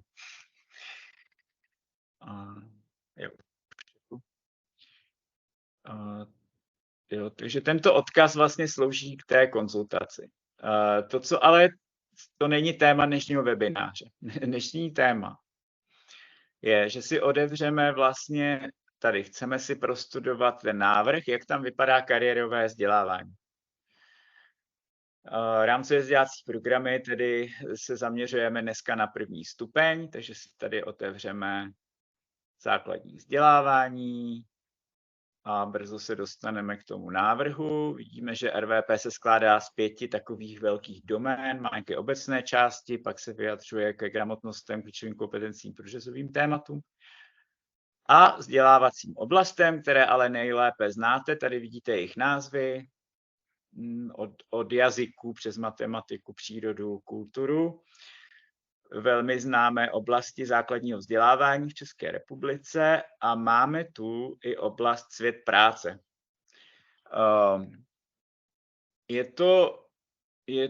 Všechny ty oblasti určitě rozeznáváte, ta revize rámcových vzdělávacích programů s nimi nějak zásadně nehýbala. Občas se tady upravil název, u geografie, u člověk zdraví přibylo bezpečí, no a u světa práce nám tady přibyla osobnost. Takže to je něco, co bych jako na začátku okomentoval a pak bychom se podívali na ty výsledky učení v kariérovém rozvoji, což je jeden z okruhů, o který dneska ten webinář je a který bych vám nejvíce chtěl představit. Ten koncept vlastně člověk a svět práce a nyní teda člověk, jeho osobnost a svět práce vlastně ukazuje na to, co už jste tady taky dneska slyšeli, že to je hodně o sebepoznání žáka, o jeho schopnosti vlastně zhodnotit si svoje vlastní dovednosti, rozumět svoji osobnosti a svým cílům v životě a svým představám o svém životě. A to je vlastně to obecné pojetí kariéry. To slovo se používá v České republice ve všech implementačních krajských akčních plánech už mnoho let. Používá se ve strategii 2030+, takže už 10 let je notoricky známé všem učitelům a odborníkům, ale přesto opakuji, že slovo kariérový rozvoj a kariéra je opravdu velmi široké pojetí v tomto smyslu a je to pojetí, že vlastně je to vztaženo k tomu sebepoznávání, k rozvoji osobnosti, sociálnímu rozvoji a s tím přímo souvisí ten kariérový rozvoj. Taký celostní vlastně pojetí života a kariéry ve smyslu, jak se vlastně seberealizujeme v životě, co nás baví. Takže není to jenom kariéra ve smyslu najít si práci, dostat za ní peníze, ale je to o tom vlastně, jak se zapojeme do společnosti, jakou máme představu svojí budoucnosti v tom nejširším smyslu, jak chápeme svoji životní budoucnost. Samozřejmě i děti na prvním stupni mají představu budoucnosti a vidí, co je čeká i z mnoha věcí ve svém okolí, například od svých rodičů a dalších blízkých osob.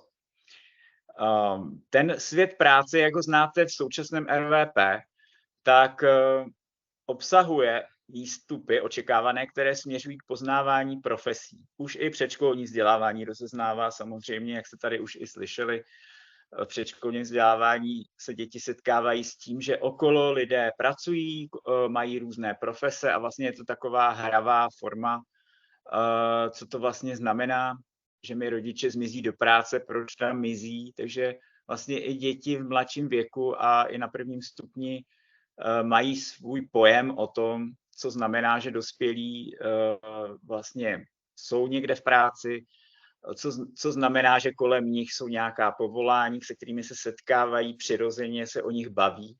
A dokonce i očekávaný výstup už v dnešním RVP, nebo nejenom jeden, se na prvním stupni věnuje právě tomu tématu, že se potkáváme prostě s povoláními okolo sebe a tedy se nad tím už zabýváme i na prvním stupni. A zároveň vlastně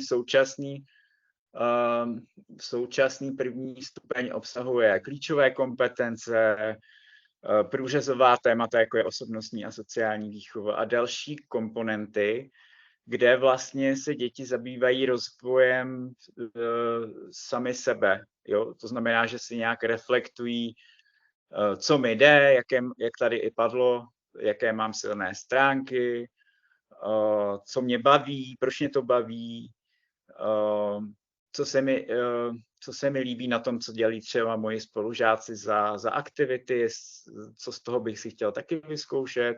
Takže děti se hodně už i jakoby v uvozovkách kariérově rozhodují už i na prvním stupni, kdy vlastně se podílejí na nějakém v komunikaci s rodiči a učiteli samozřejmě, na nějakém prioritizování svých činností, když je něco víc baví, tak tomu věnují více času a vlastně tohleto už je v odborném terminologii kariérové rozhodování a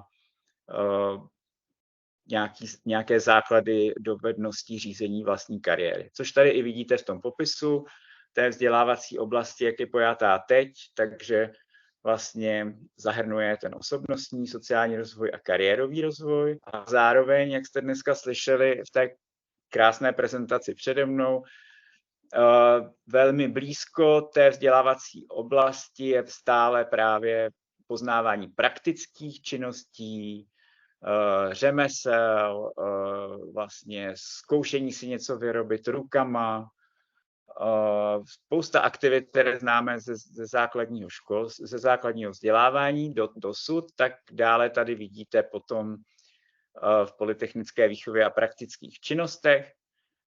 Takže to jsou okruhy, které vlastně nějak doplňují komplementárně potom celou tu vzdělávací oblast.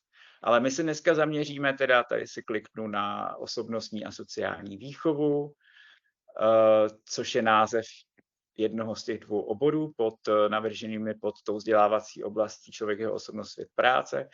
A pod ní tedy ty okruhy, které by měly celostně vlastně pomoct tomu kariérovému vzdělávání, tak jak je v mnoha zemích světa pojímané, že vlastně rozvíjíme svoji osobnost, svoje vztahy a rozvíjíme, taky objevujeme, plánujeme a směřujeme vlastně svůj život k nějaké seberealizaci, k tomu spojetí kariéry v tom nejširším slova smyslu.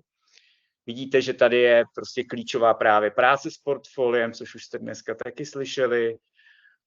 Je to opravdu jedna z klíčových propojení na něco, co už základní školy běžně znají, na sebehodnocení, formativní zpětnou vazbu, na zkušenosti z neformálního vzdělávání a další aspekty. To, co ale zejména, když si klikáte, jestli klikáte se mnou, nebo si klikáte pak sami, tak se dostanete přímo na očekávané výsledky učení. A koncept je, že prakticky by jich mělo být ne mnoho, protože celá revize RVP je o tom, aby děti nebyly zahlcené velkým množstvím učiva a výsledků učení.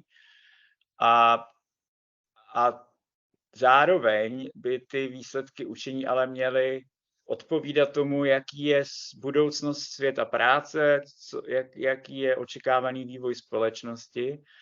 A ten pracovní tým, který byl složený z učitelů, akademických pracovníků NPI samozřejmě a dalších odborníků, kteří se prostě přihlásili a byli vybráni jako členové tvůrčích skupin, tak tato pracovní skupina vlastně identifikovala tady ty výsledky učení na základě rámce kariérového rozvoje, což je něco jako v angličtině to je Career Development Framework, ale prakticky je to taková univerzální celosvětová věc, která je poměrně rozšířená po celém světě a vyplývá to tak, že lidé dneska musí mít určité dovednosti pro to, aby dokázali v životě se nějak uplatnit, realizovat se, které souvisí s těmi kariérovými dovednostmi nebo career management skills nebo řízení vlastní kariéry.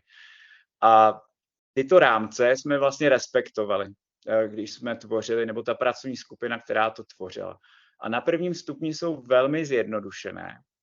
A když se podíváme na tyto dva výsledky učení, jsou tady jenom dva u toho kariérového rozvoje, ale ještě než půjdu úplně do detailu, tak vás chci upozornit, že v osobnostním rozvoji je něco, co tady zmiňovala Andrea. Jo? A je to právě ten okruh je takhle blízko, že se vlastně kombinuje s tím kariérovým a vidíte, že rozpozná své osobnostní vlastnosti, silné stránky, nějak uplatňuje to, jak se zná ve svém jednání, tak vlastně už i výstup v tom osobnostním rozvoji. Takže vlastně se to navzájem doplňuje a my dneska budeme představovat ten kariérový rozvoj, ale kdyby vám tam něco trochu chybělo k té osobnosti, tak je potřeba právě se na to dívat jako na celek a podívat se i na výsledky učení navržené v tom osobnostním a sociálním.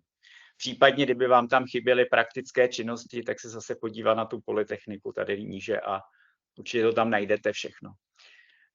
Ale my půjdeme do hloubky jenom u těchto dvou očekávaných výsledků učení, u kariérového rozvoje, kterým bychom určitě byli rádi, kdyby se školy systematicky věnovaly a na ně potom by navazovaly na druhém stupni návazné očekávané výsledky učení, které se týkají toho kariérového rozvoje, které dneska nebudeme se na ně dívat, ale můžete si je sami pročíst. A jenom abyste chápali, že to je vlastně kontinuální rozvoj určitých dovedností, které se na druhém stupni rozšiřují. Takže jdou více do hloubky a do šířky a proto je jich víc, ale je opravdu důležité, aby systematicky se začalo už na prvním stupni a to je vlastně nové.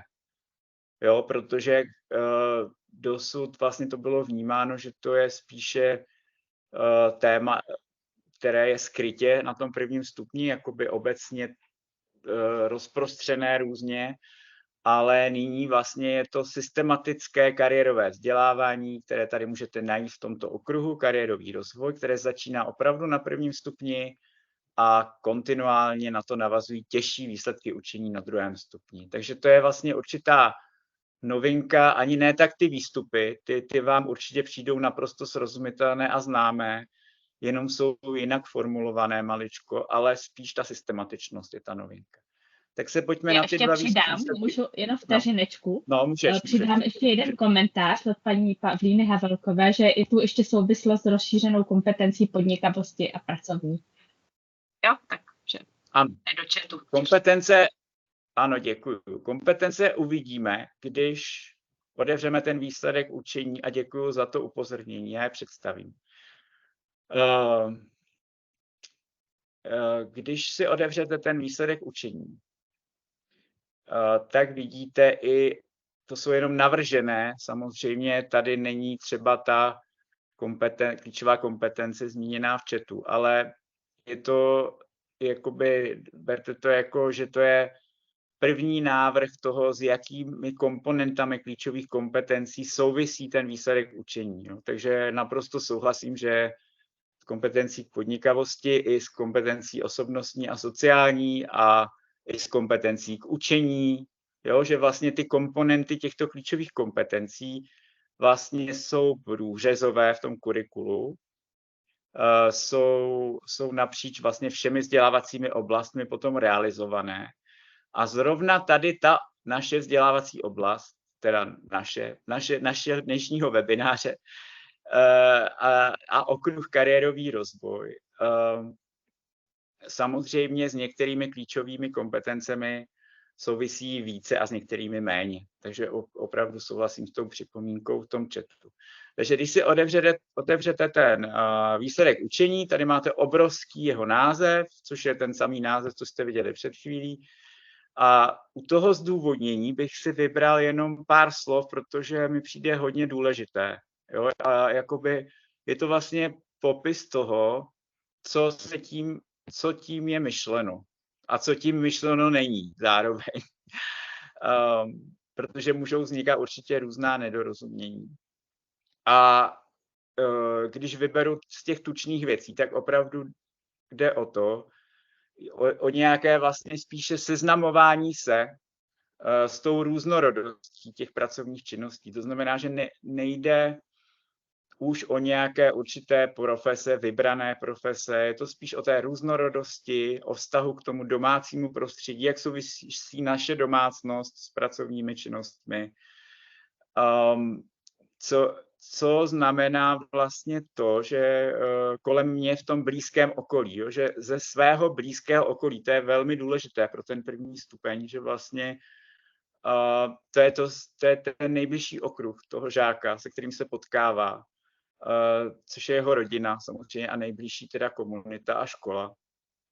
A to je tématizované, to znamená, nejsou to žádné vnější informace, které jsou nějak příliš těžké, nepřirozené pro toho žáka. Jsou to naprosto přirozené věci, se kterými se každé dítě potkává téměř každý den a my se jim proto věnujeme i ve škole.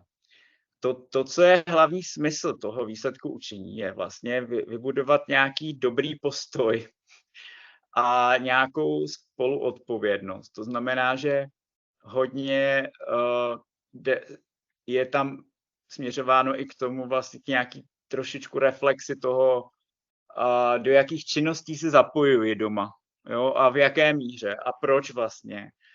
A co mě třeba baví víc, do čeho se zapoju rád a do čeho míň.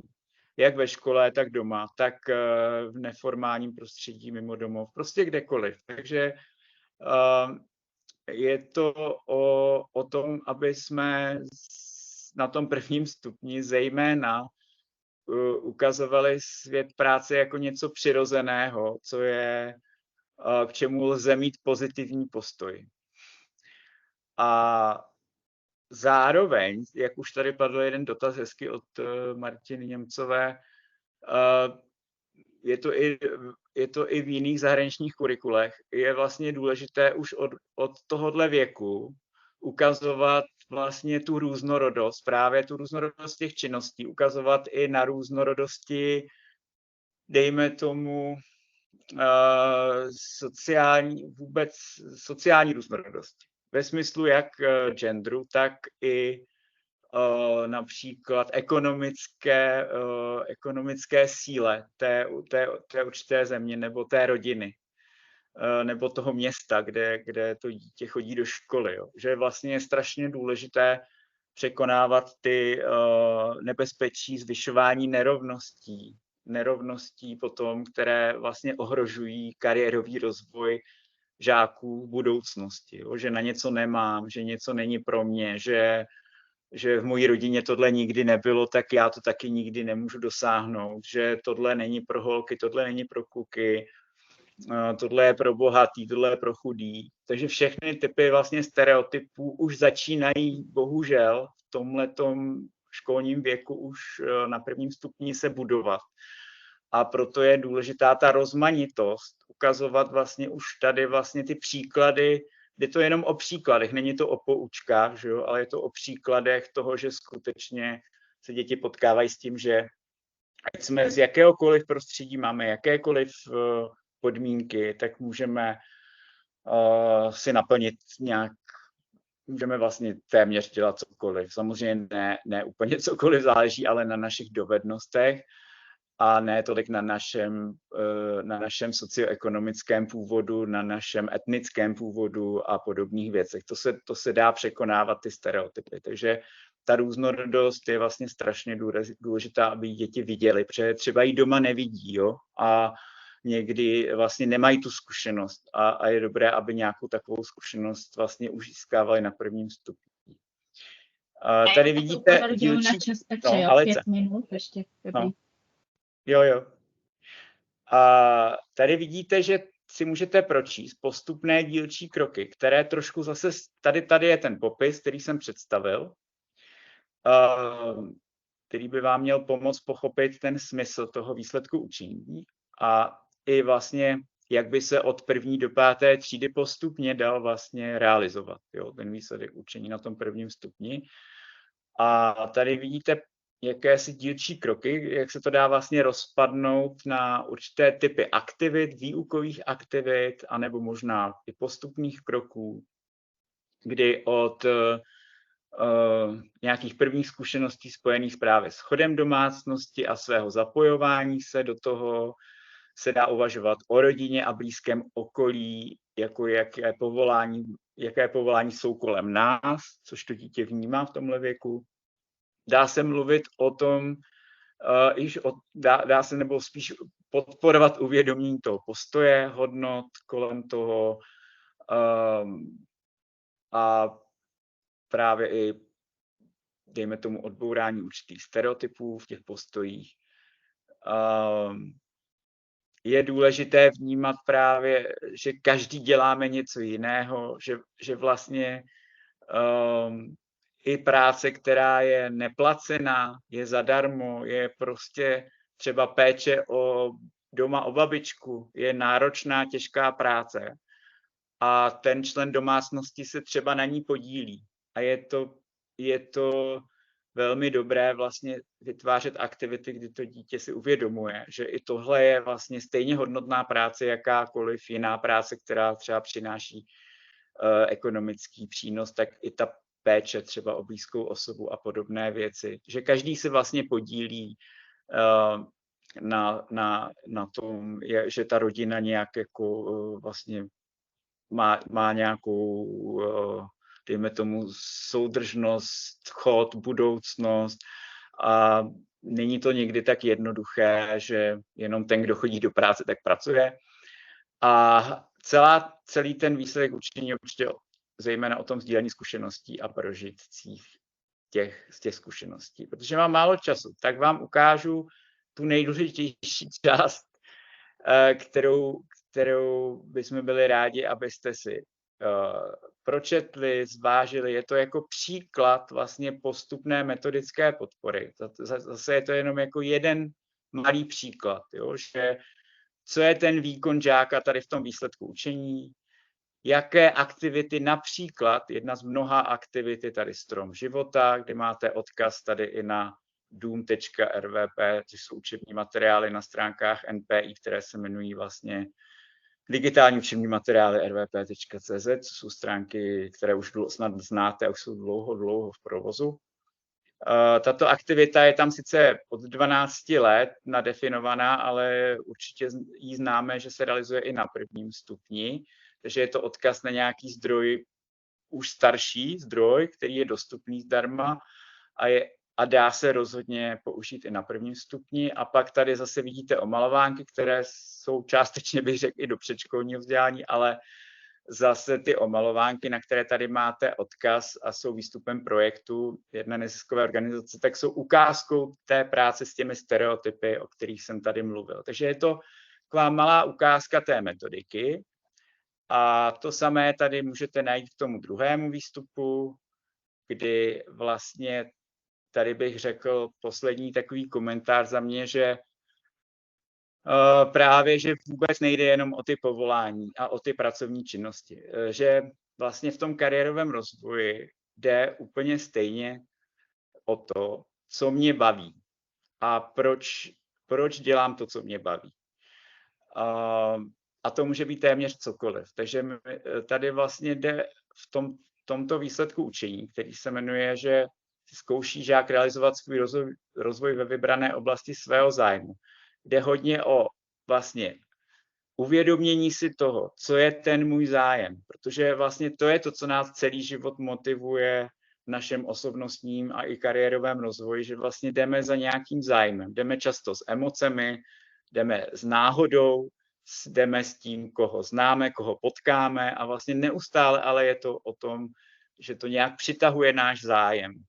A vlastně je to stejně důležitá hodnota jako informace o povoláních a jiné zkušenosti. Je rozumět sám sobě a tomu, co mě motivuje.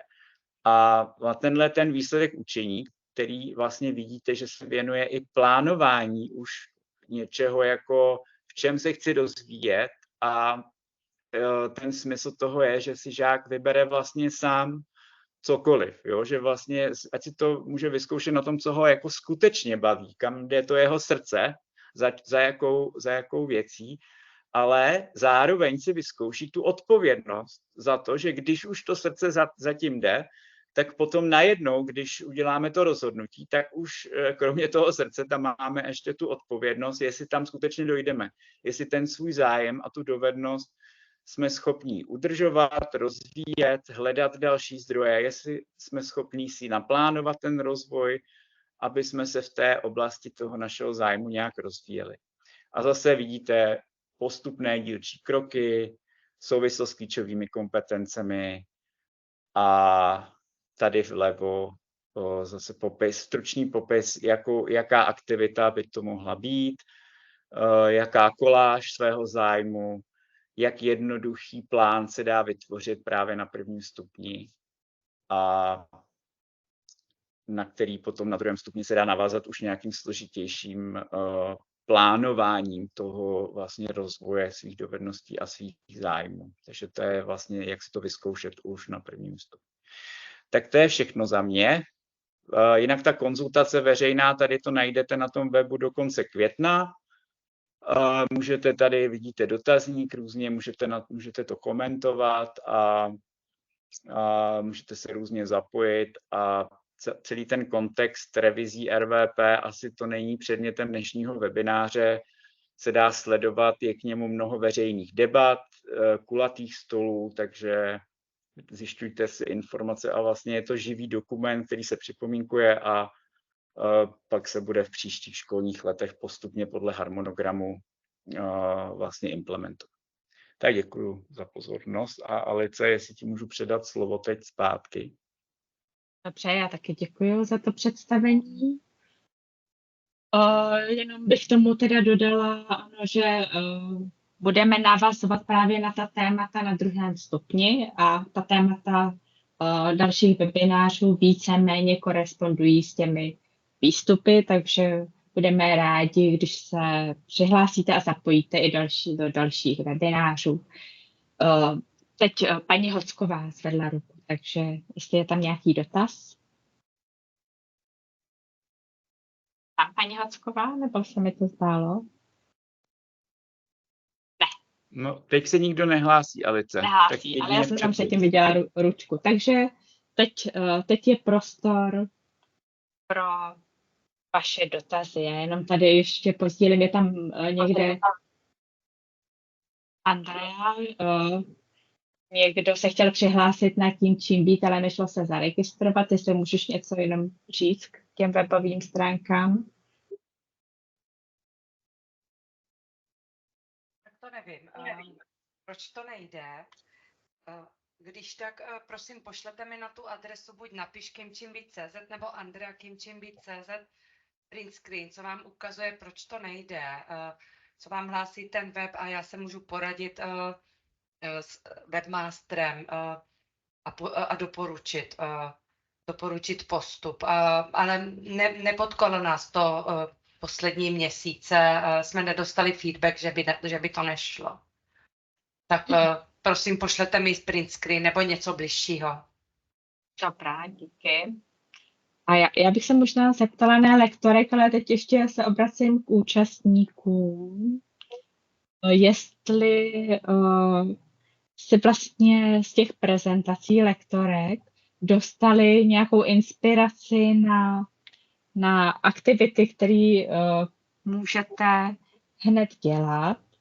Případně, jestli máte nějaké vlastní zdroje a jste tu někdo třeba z 1. stupně a byli byste ochotní pozdílet svůj zdroj nebo povědět, jak to děláte, nebo povědět, jak na vás působí ty výstupy. Takže teďka vás vyzývám, zapojte se do diskuze, zvedněte ruku a zkuste k tomu tématu se nějakým způsobem připojit, ať už zkušenost máte, anebo ji hledáte.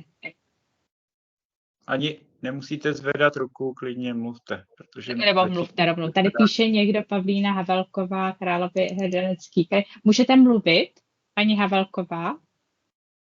Dobré odpoledne, ano, mohu. Tak máte prostor. Tak děkuju, já jenom inspiraci čerpám teda v rámci IKAPu dříve a teď Královéhradeckého kraje, vlastně toho partnerského programu. Paní Čirke nám také prezentovala a spolupracovali jsme s ní, takže od ní jsem načerpala také mnoho inspirací a jsem za to moc ráda, protože mým impulzem právě byly první kariérové dny před x lety tady u nás v Jičíně, které mě nakoply k tomu, že se v tom chci dál jako rozvíjet a vzdělávat. Takže ona mi předala velmi mnoho a obrovský motivační hnací motor to byl. Takže potom v rámci toho IKAPu jsme spolupracovali, nejdříve probíhal kurz vzdělávání a potom jsme byli vedeni právě tím IKAPem, kde jsme pracovali i s mapou a rozvíjeli jsme kariérové poradenství na naší škole. Takže vznikl plán kariérového poradenství a v současné době i v rámci, tady je myslím i Jitka Hlavačke, se stáváme mentorkami a budeme přenášet vlastně ty naše zkušenosti a inspirace dál v rámci těch škol v Královéhradeckém kraji. Takže jestliže tady je někdo z Královéhradeckého kraje a měl by zájem, tak aby si našel informace, ta nabídka došla i do škol, na všechny základní školy by měla být předána, takže tam můžete potom čerpat taky další ty informace. Jinak informace čerpáme potom v rámci vlastně našich schůzek mentorských a inspirace a jinak Královéhradecký kraj a poradna, pedagogicko-psychologická poradna, kde jsme vytvořili nějakou zásobárnu pracovních listů, které jsou volně ke stažení a k využití potom jako přípravy do hodin. Jak pro základní školy, tak pro střední školy. A mě teda osobně tohle téma zajímalo právě proto, že je pro první stupeň a chtěli bychom teď ty naše inspirační zdroje a aktivity zavádět právě na tom prvním stupni a máme v plánu i projektový den, takže i ta druhá prezentace pro mě byla velmi přínosná a proto jsem se ptala i na ty pracovní listy, které bychom potom mohli využít. Takže i já moc děkuju za další inspirace a zdroje, které jsem tady načerpala. A už jsem se také přihlásila právě do toho Najdi svou cestu, kým čím být. Takže moc děkuju. Děkuju taky. Někdo poslal do chatu odkaz. Je to odkaz na ty vaše materiály? Ano, je to ono. Ano, je právě to ono. S paní Silví spolupracujeme, oni to vlastně vedou, ten program, takže Silva to když tak může doplnit, Silvo. Já nemám co k doplnění, děkuji moc za naprosto dokonalé info a jenom jsem vám dala do chatu adresu našich webových stránek, kde vlastně soustředíme veškerou naši metodickou podporu směrem ke školám základním, středním, mateřským v Královéhradeckém kraji. Já jenom ověřím, jde vám ten odkaz otevřít? Můžete to zkusit, protože mně nejde, aby to bylo pro všechny. Nejde otevřít. Můžete ho poslat ještě jednou? Ano, hnedka ho pošlu. Ono to asi odskočilo nějak, aby rovnou se ho mohli všichni účastníci stáhnout. Je ještě teda někdo, kdo... Něco i k první. Máte tam na tom odkaze něco, co je i na ten první stupeň? Takhle z hlavy jenom víte to, že to je i na prvním stupni. Jo, jestli můžete třeba ukázat. Metodická podpora. Už se mě to potrhlo celé, tak vypadá, že by to mohlo fungovat, když to zkuste. Ano. A můžete třeba říct jednu nějakou konkrétní aktivitu, která se vám osvědčila? Já, jestli můžu, tak to jsme dělali právě na prvním stupni a to byl týden talentů, který jsme poprvé loni realizovali, kdy v rámci jednoho týdne mohli žáci z té jedné třídy představit svůj zájem, svůj koníček, jak tráví volný čas. A vlastně se tímhletím způsobem prezentovali a od žáků to mělo velmi pozitivní zpětnou vazbu, protože každý se prezentoval s tím, co mu vlastně jde, co ho zajímá. A i v těch zpětných vazbách od dětí tak tom viděli velký přínos i to, že se poznávali úplně z jiného úhlu pohledu, než se znají třeba z té školy. A všichni tam dostali ten prostor. Takže za mě tady ta aktivita třeba, kterou najdete taky na těch stránkách zpracovanou. Těch aktivit tam je skoro 80. Plus ještě ale tady projektové dny. To je dobrá, ta přímo jde k tomu výsledku učení jenom. No, povídejte. Ne, já jsem jenom chtěla říct k těm aktivitám, k tomu souboru těch aktivit, těch tam je skoro 80. My jsme jich vlastně za ty 2 školní roky, kdy jsme spolupracovali s našimi kolegyněmi, tak jsme jich uveřejnili, nebo bylo jich realizováno přes 100. Některé se opakovaly, tak z toho důvodu jenom 80 a vždycky tam je uvedena i cílová skupina. A právě váš dotaz byl, jestli tam je něco k prvnímu stupni, tak je to tam vždycky specifikované, ale tak jako u všech už i dnes představených aktivit. Všechno je modifikovatelné jak pro starší, tak pro mladší věkovou skupinu. Zveřejňovali jsme tam k tomu i pracovní listy, případně nějaké odkazy a je to tam plně k dispozici veřejnosti. Takže tak k tomu. Možná, když už takhle máte to slovo, tak je tu třeba hodně lidí, kteří nemají takové zkušenosti. Je něco třeba, co byste jim poradili, jak začít hned? No každopádně já bych řekla to, co říkala Andrea úplně na začátku, vlastně při začátku, při spuštění toho programu ve škole, že je strašně důležité zmapovat ten stávající stav. Tam je hrozně důležité to zvědomění toho, co už děláme, protože my jsme opravdu opakovaně s těmi 15 školami, se kterými jsme spolupracovali, tak bez výjimky. Tam docházelo k obrovským aha momentům, kde my už vlastně tohle všechno děláme, jenom jsme si nebyli vědomi toho, že to souvisí s kariérovým vzděláváním. A my jsme vlastně do toho vstoupili jenom, že jsme jsme naše kolegyně vlastně veškerým procesem provedli a pomáhali jsme jim zvědomovat to, co dělají, to, co by chtěli dělat a dodávali jim odvahu k tomu, aby to dělali.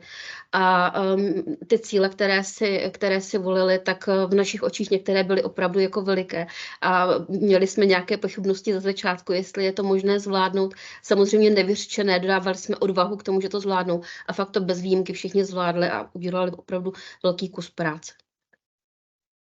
Tak děkuju, to jsou určitě hezký slova.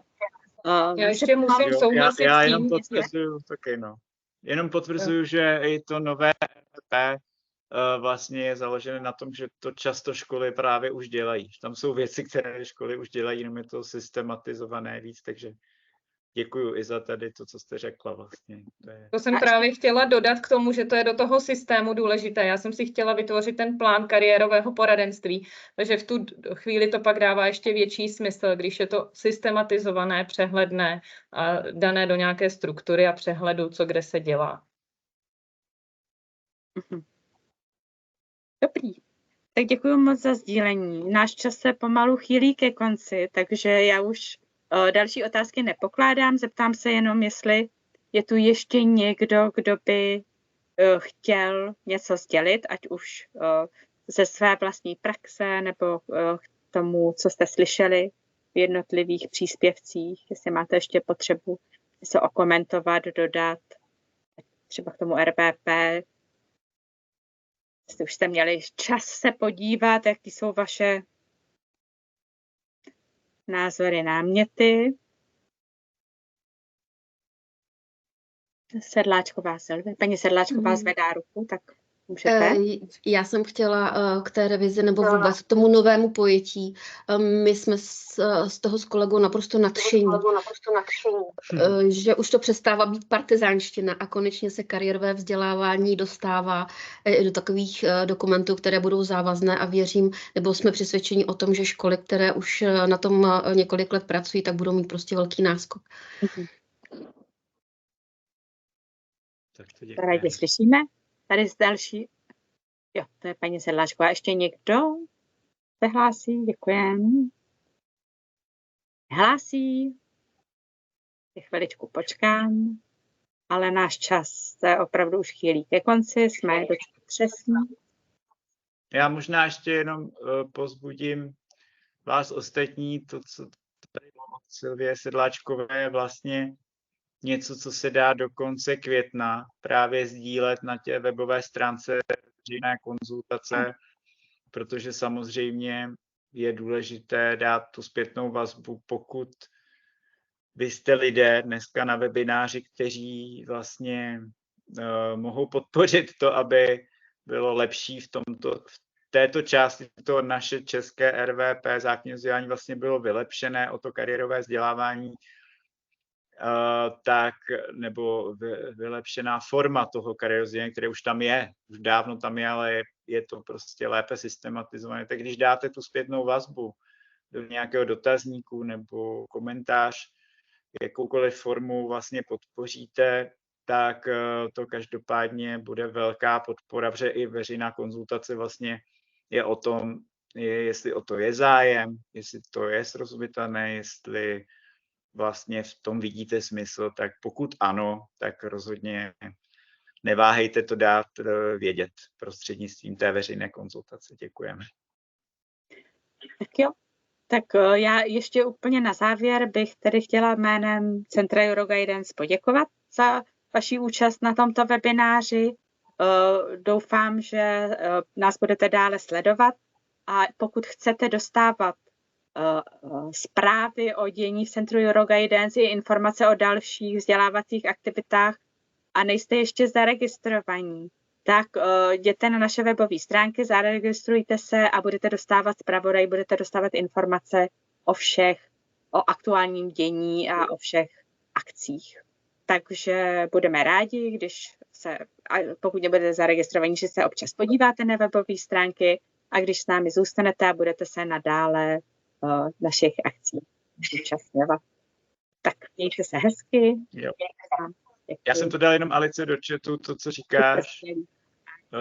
Je to dole na webových stránkách odběr vlastně novinek A tady je přímo odkaz teď v chatu, ale najdete to dole v patičce webových stránek. Takže. A ještě jednou děkuji oběma lektorkám za to, že přišli a rozdělili se o své bohaté zkušenosti a doufám taky, že zůstaneme v kontaktu a že vás tu nemáme naposled a že najdeme ještě další příležitosti, kde ke spolupráci. Takže děkujeme, děkuji Petře za tvé představení RVP. Mějte se hezky. Děkuji za moderaci. Mějte se. Děkuji za nashledanou.